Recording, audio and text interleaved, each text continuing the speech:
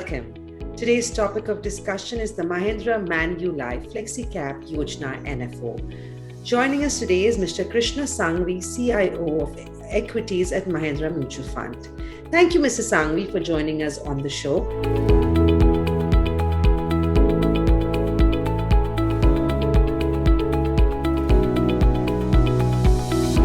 Mr. Sanghavi, I want to start by asking you, why do you think Flexi Cap category of funds is relevant in the current market scenario? Flexi Cap as a category, the way we understand, honestly, is, as the name suggests, is flexible. It can go anywhere in terms of the market direction participation.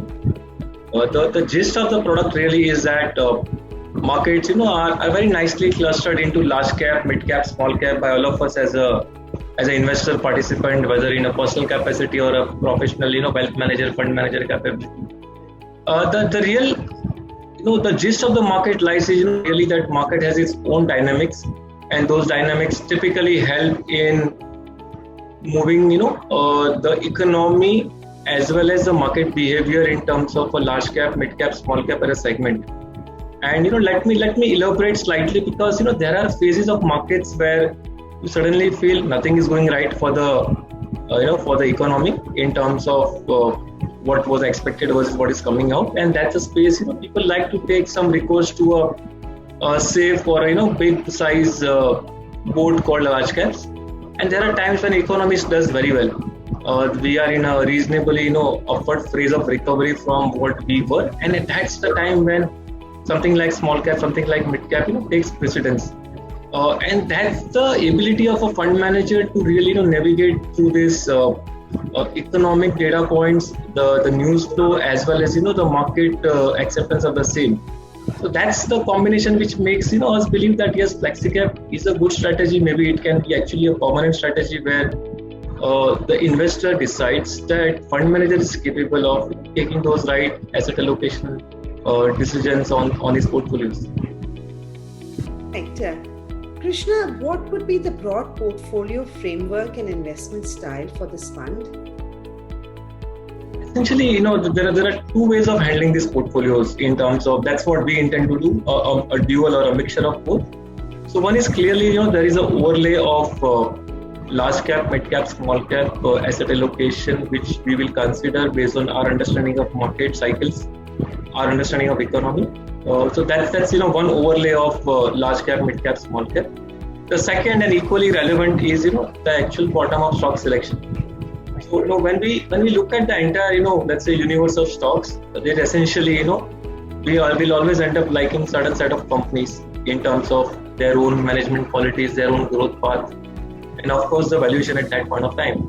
So when you look at this investment framework, let's say at Mahindra Manulife we use this investment framework of evaluating every company on growth, cash flow, management, and valuation. That's GCMV. So when we identify companies, they are essentially a bottom-up ideas. Some of them can be large cap, some of them can be mid cap, and some of them obviously maybe small cap. Now the challenge lies in mix and match of good investment ideas at a stock level into creating a portfolio construct which makes sense in the light of the economy and the market conditions available. That's a space you try to create a good mix of when to buy more large caps, when to buy more small caps. So I can have very interesting thought process where a same company remains in the portfolio for a reasonably long period of time, but at various points of time the weights can change.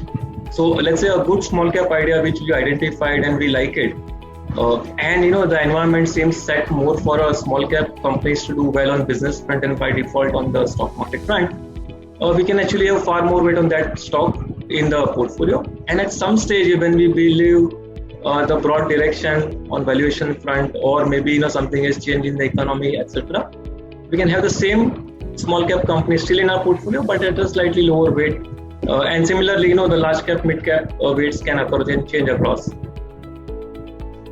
Krishna, then what will be the parameters for shortlisting the sectors or stocks in the portfolio?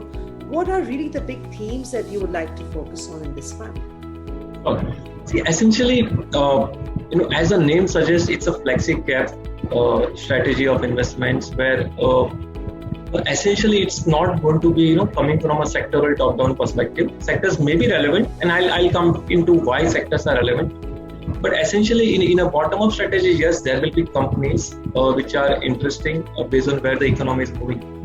So let's say, come to think of it, and unfortunately, markets are dynamic always. So things change in economy and markets quickly respond. Around 6 months back or so, we had a very nice situation where India was expected to grow at anything between 10.5 to 12% GDP growth rate for 22, and the world was likely to grow at 5.5, or maybe 6. There was a clear trend, where India's gap vis-a-vis the world was clearly in favor of India, and that was a trend where you ideally like to focus on India-facing companies, in the sense companies based in India and doing business with Indian customers.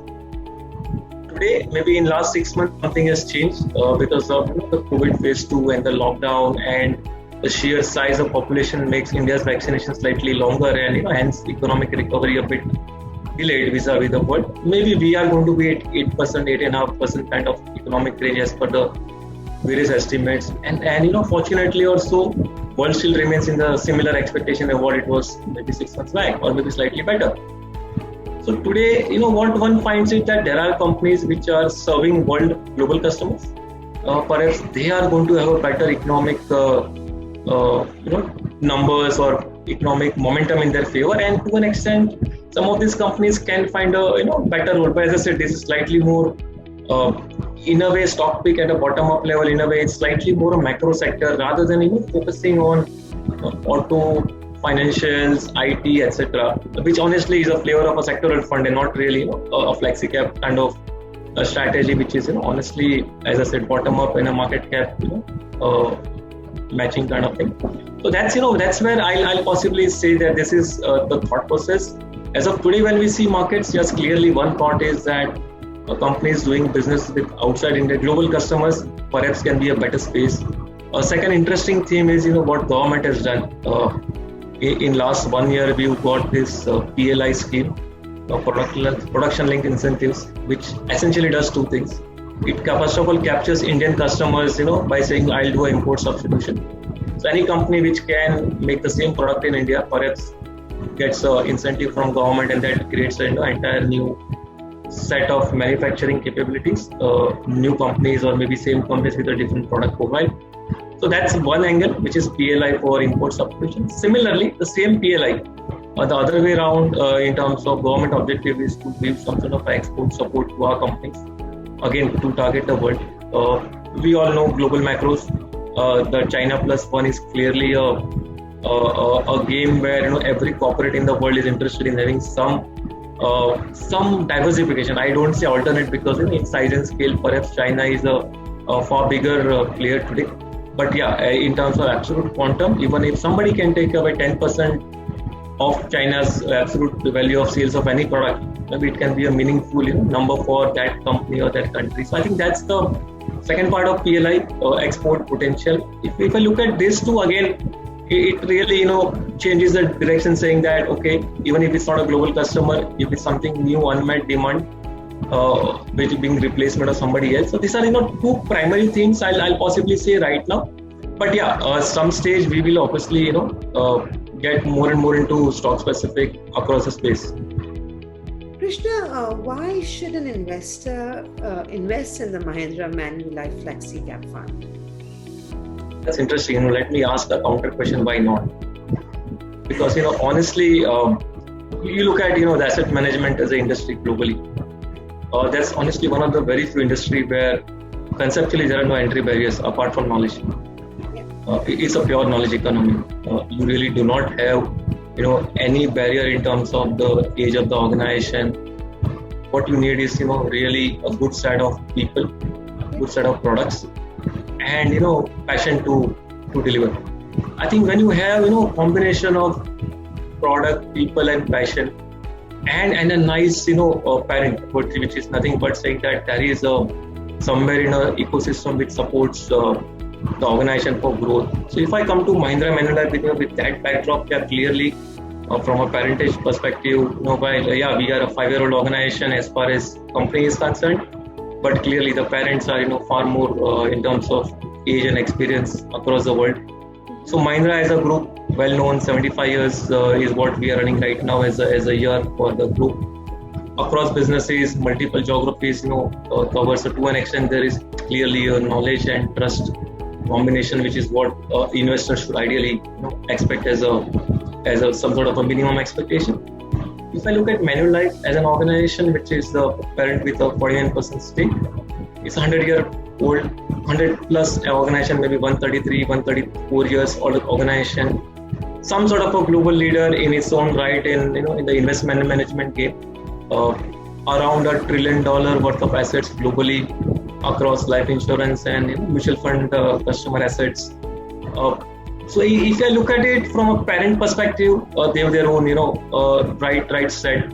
And as I said, clearly people, product and passion is what we believe that knowledge economy, clearly there is honestly no barriers to anyone. Right. Krishna, very lastly then, what would be the deployment strategy for the NFO as the markets really are at an all-time high right now? In a way, we believe there is never a wrong time to deploy money or never a right time to deploy money, because that's what markets are all about. In a way, we are interested finally in finding a pocket of where we find value.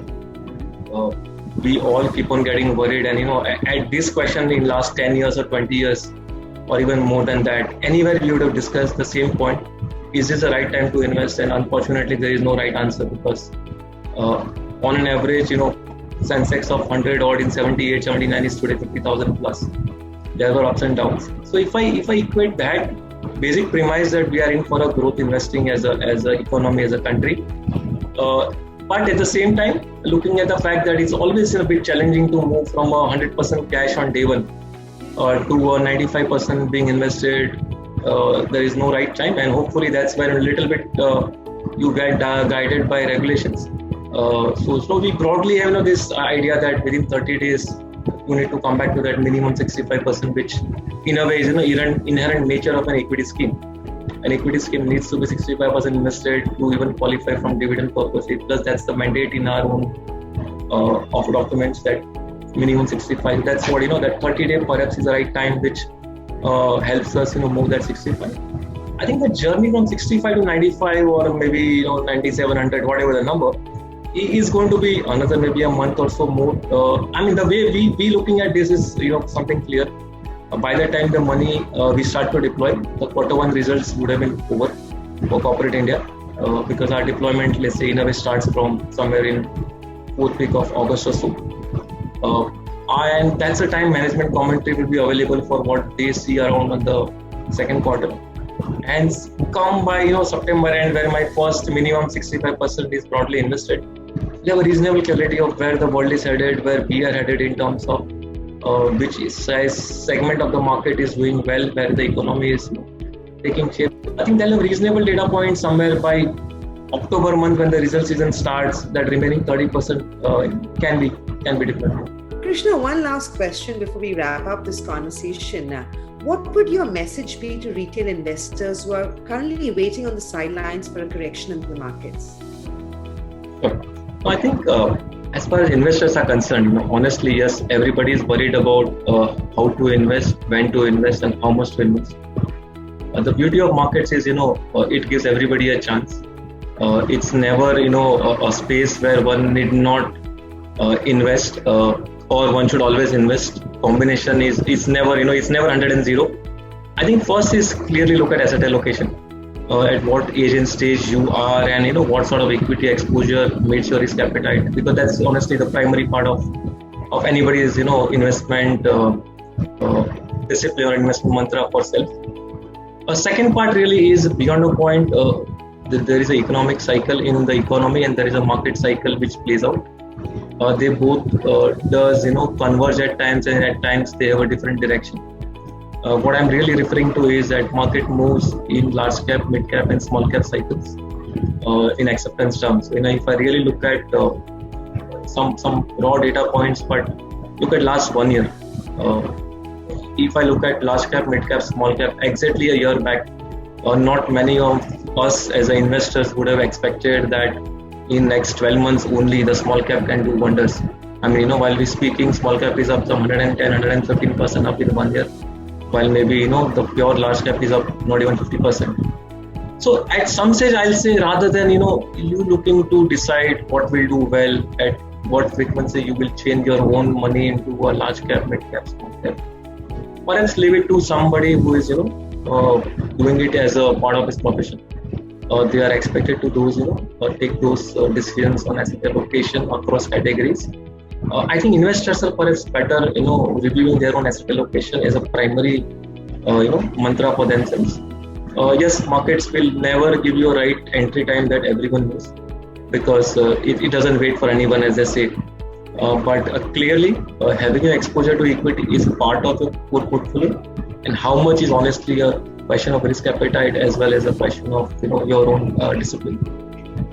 You're right, Krishna. And the last thing, sorry, and another mantra, message to investors is yes, we at Mahindra Manulife are happy to manage your money for you, and we hope to do a good job about it.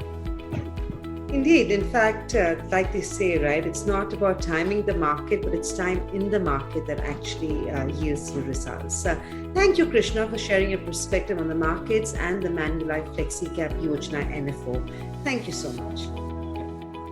Mutual fund investments are subject to market risks. Read all scheme-related documents carefully.